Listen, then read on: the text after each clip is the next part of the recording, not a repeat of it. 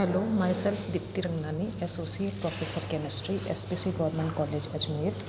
Today we will study the topic of BSc Part 2nd Phase Rule, and in this series we will continue from one component system.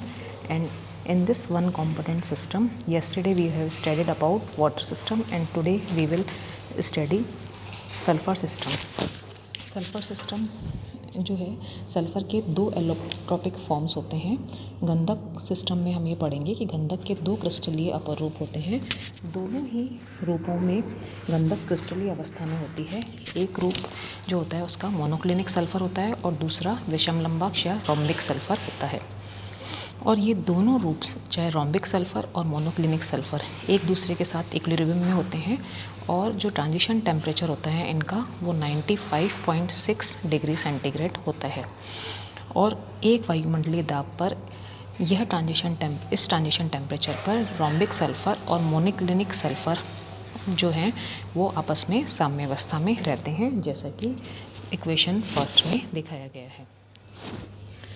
इस तरह से गंधक के चार phases होती हैं। एक तो रोम्बिक सल्फ़र, दूसरा मोनोक्लिनिक सल्फ़र, तीसरा लिक्विड सल्फ़र और चौथा सल्फ़र वेपर। तो तंत्र की प्रत्येक प्रावस्था को प्रदर्शित करने के लिए जो एक घटक सिस्टम होता है सल्फ़र, उसमें नंबर ऑफ़ फेजेस 4 होती हैं। इसलिए हम इसकी डिग्री ऑफ फ्रीडम लिख सकते हैं F = C - P + 2 = 1 - 4 + 3 = -1। तो उपरोक्त चारों अवस्थाएं एक साथ साम्यावस्था में नहीं रह सकती, क्योंकि यहाँ पर डिग्री ऑफ फ्रीडम की वैल्यू -1 में आ रही है। इसलिए चारों प्रावस्थाओं में केवल 3 प्रावस्थाएं ही एक साथ रह सकती हैं, क्योंकि एक घटक तंत्र में साम्य में रहने वाली अधिकतम प्रावस्थाओं की संख्या 3 होती है।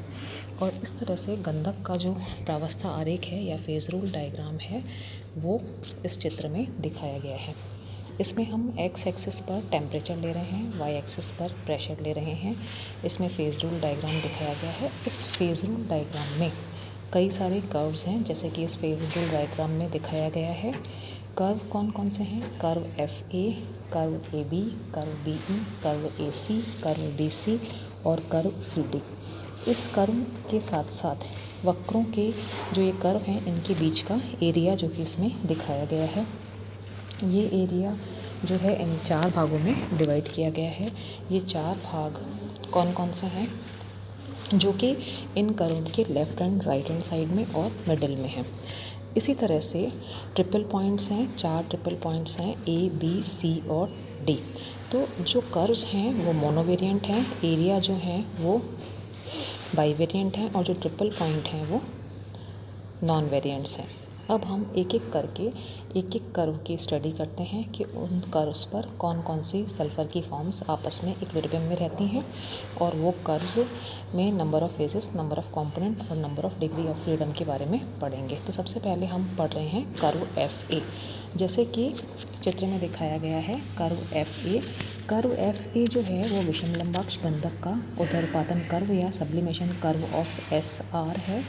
और यह कर्व इस कर्व पर निम्नलिखित सब में स्थापित होता है। कौन कौन सा? SR और SV के बीच में साम्य स्थापित होता है। इस कर्व पर 2 प्रावस्थाएं विद्यमान हैं, P = 2, C = 1।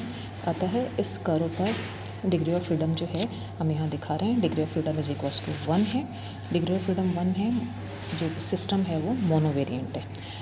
यानी सिस्टम में किसी भी पॉइंट को, इस कर्व पे किसी भी पॉइंट को डिफाइन करने के लिए अगर एक वेरिएबल ज्ञात है तो दूसरा हम आसानी से ज्ञात कर सकते हैं। इसी तरह से कर्व AB क्या है, जिसमें कि SM, जैसे कि चित्र से दिखाई दे रहा है, कर्व AB पर SM और SV मतलब मोनोक्लिनिक सल्फ़र और सल्फ़र वेपर साम्यावस्था में रहती हैं, और इसमें भी स्वतंत्रता की कोटि 1 होगी और ये मोनोवेरिएंट सिस्टम होगा।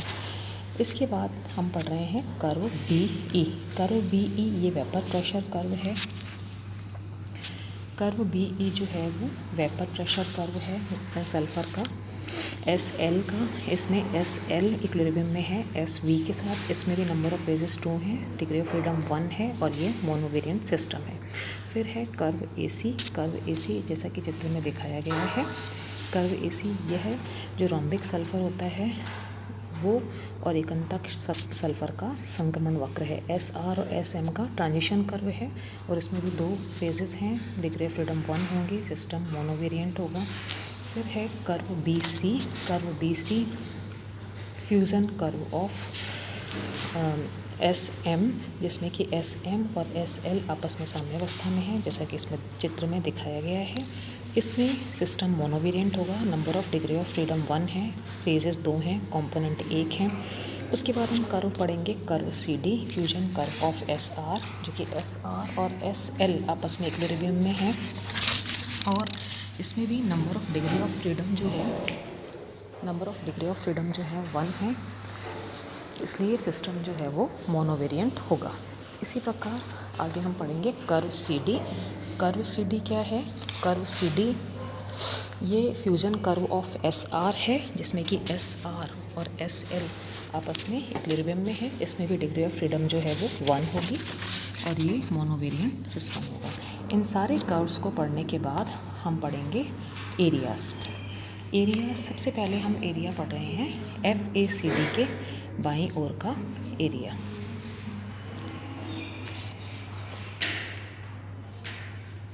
FACD के बाईं ओर का एरिया हम पढ़ रहे हैं। इस एरिया में, जैसे कि इस चित्र में दिखाया गया है, FACD के जो बाईं ओर का एरिया है, इस क्षेत्र में विषम लंबाक्ष गंधक SR उपस्थित है और इसमें प्रावस्था 1 है, स्वतंत्रता की कोटि 2 होगी। यह सिस्टम बाईवेरिएंट होगा और इस बाईवेरिएंट सिस्टम में हमें किसी भी पॉइंट को डिफ़ाइन करने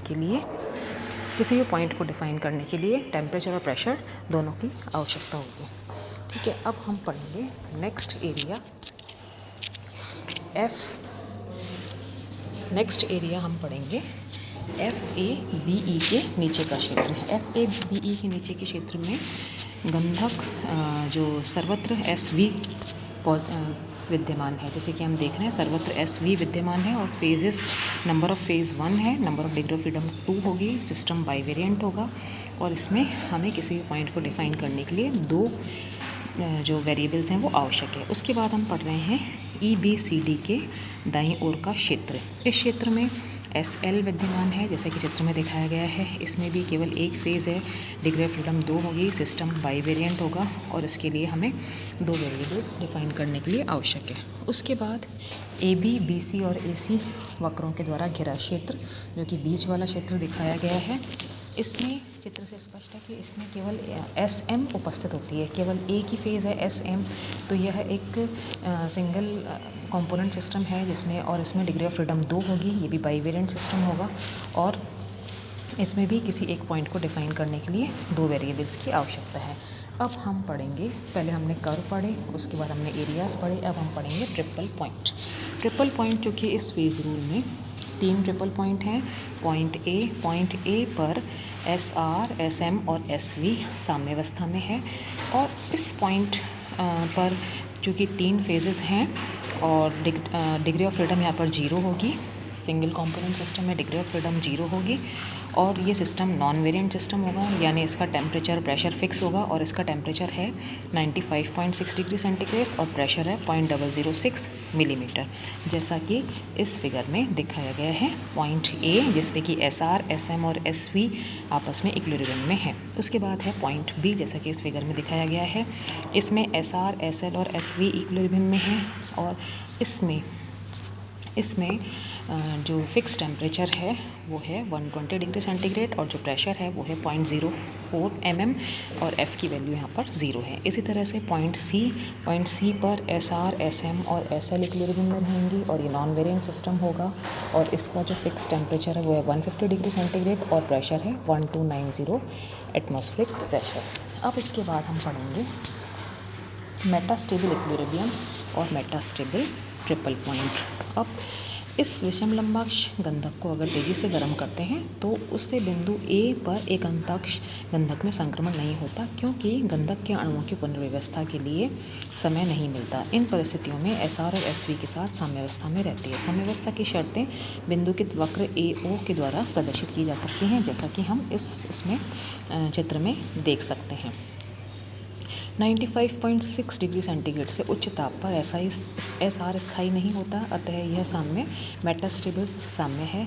और इस प्रकार यदि गंधक को तेज़ी से सावधानीपूर्वक ठंडा करते हैं तो बिंदु B पर द्रव गंधक SM में नहीं बदलती, बल्कि द्रव अवस्था वाष्प गंधक के साथ की साम्यावस्था रहती है। और साम्यावस्था की शर्तें बिल्कुल बिंदुकित वक्र OB के द्वारा प्रदर्शित की गई है। यह साम्य भी मेटास्टेबल साम्य होता है। इसी प्रकार CO विषमलंबांश गंधक का मेटास्टेबल इक्विलिब्रियम में होता है। तो जो बिंदु O है उस पर मेटास्टेबल साम्य वक्र AO, BO और CO मिलते हैं, और इस बिंदु पर SR, SL और SV मेटास्टेबल स्टेट में होते हैं। और इसको हम जो सिस्टम है ये नॉन वेरिएंट सिस्टम कहलाता है। और इसका जो टेम्परेचर है जैसा कि लास्ट में दिखाया गया है वो है 114 डिग्री सेंटीग्रेड और प्रेशर 0.03 mm होता है। तो इस तरह से हमने आज सिंगल कंपोनेंट सिस्टम में सल्फर सिस्टम पढ़ा, जिसमें कि नंबर ऑफ़ फेजेस 4 होते हैं। और इस सल्फर सिस्टम में हमने सल्फर के 2 अपर रूप, एक गंधक और दूसरा विषमलंब गंधक, मोनोक्लिनिक सल्फर और रोम्बिक सल्फर की स्टडी की। उसके अलावा उसके ट्रिपल पॉइंट्स, कर्व्स और एरियाज़ की स्टडी की। अब नेक्स्ट टाइम हम इसी वन कंपोनेंट सिस्टम का थर्ड कंपोनेंट स्टडी करेंगे। Thank you.